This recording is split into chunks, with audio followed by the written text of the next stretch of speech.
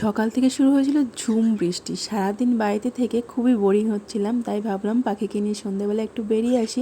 আর পাখিও না কদিন ধরে একটু মোমো খেতে চাইছিল, তাই সন্ধ্যেবেলা আমরা গিয়েছিলাম মোমো খেতে। আর তখনই মনে পড়লো মাসকাবাড়ির কিছু বাজারও আমার প্রয়োজন ছিল, তো পাশেই ছিল স্পেন্সার।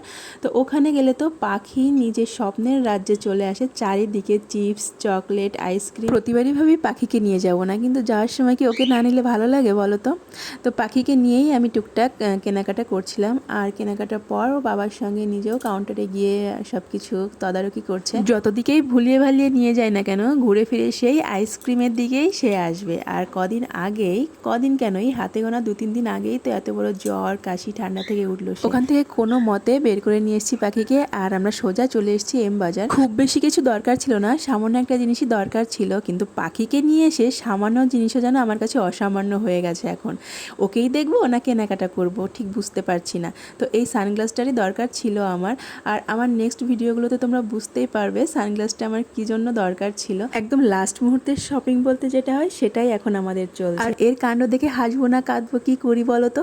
এই ম্যানিকুইনটা নাকি তার বন্ধু, সে বাড়িতে নিয়ে যাবে, তার জন্য হাজারটা বায়না ধরছে। আর শপিং মলে সবাই তার দিকেই তাকিয়ে আছে। আমার এই ছোট্ট পাখিটার কি আর বায়না শেষ আছে নাকি? ও ওর মতো বায়না করতে থাকে, আমার সাধ্য মতো আমি পূরণ করতে থাকি। লাস্ট মুহূর্তে মনাও দেখে নিচ্ছিল আর কিছু দরকার আছে কিনা। সবার কেনাকাটা হয়ে গেলেও টুনটুনি পাখির কি আর কেনাকাটা শেষ হয়? তো ওর কেনাকাটা চলতে থাকুক, ওদিকে আমরা বাড়ি যাচ্ছি। টাটা।